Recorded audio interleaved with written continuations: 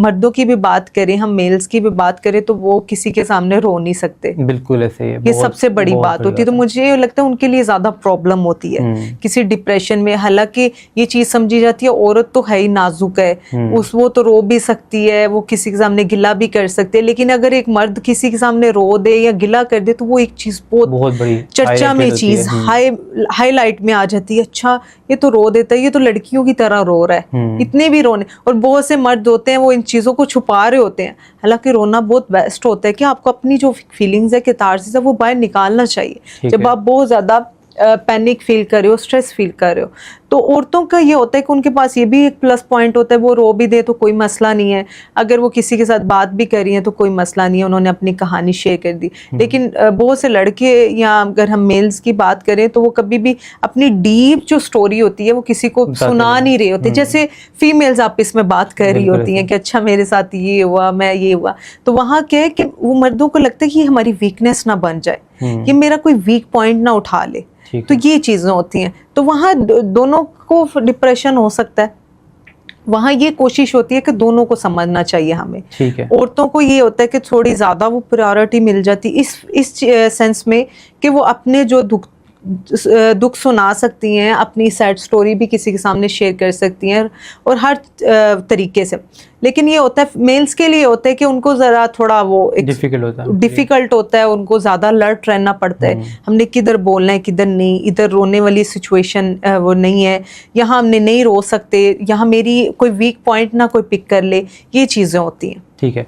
अच्छा, यहीं पे अगर हम देखें तो एक ऐसी चीज़ है कि हम अपने आप को इसलिए नहीं डिफाइन कर पाते, हम समझते हैं कि यार मेरे बारे में वो दूसरा क्या सोचेगा, ठीक है, वो मेरे बारे में क्या एक्सपेक्ट करेगा, ठीक है, जज करेगा। तो हमें कोई किससे बात करनी चाहिए? अगर कोई हमारी कोई इंटरनल कोई अगर प्रॉब्लम चल रही है, तो कोई फ्रेंड हो या किससे वो हम पर्सनली बात करें? अच्छा, क्योंकि पेरेंट्स से भी एहतियात करते हैं कि पेरेंट्स से कैसे बात करूँ इस तरीके का इशू।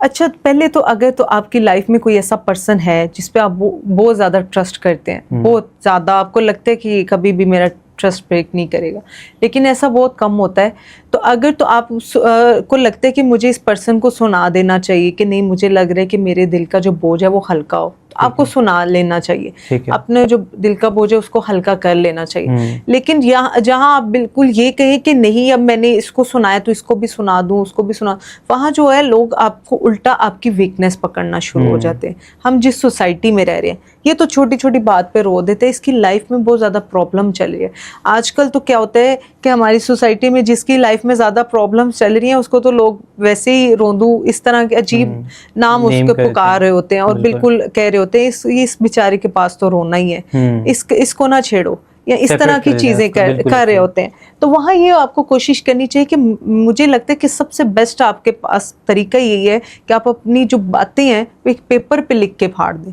अब देखिए, फॉर एग्जांपल आपके सामने कोई बैठा हुआ, आप उसको बता रहे हो भाई मैं उधर गया, मेरे साथ ये हुआ, मेरे से ये तकलीफ बर्दाश्त नहीं, वही चीज़ आप एक पेपर पे लिख देते हो तो वही सेम सिचुएशन हो जाता है। लेकिन आपके पास वहाँ ये होता है, इख्तियार होता है कि आप उस पेपर को फाड़ के कहीं फेंक दो, किसी के हाथ ना लगे। लेकिन अगर आपने अपने जो वो डाटा है वो किसी दूसरे के अंदर पेस्ट कर दिया, वो आपको डर भी लगा रहेगा। बहुत से लोग होते हैं वो इमोशनली वीक होते हैं, उनको इस चीज का होता है कि दूसरों को ना बता दे, कि किसी पॉइंट पे आके मुझे ताना ना दे, एक और टेंशन ऐड हो जाती है, एक और टेंशन ऐड हो जाती है।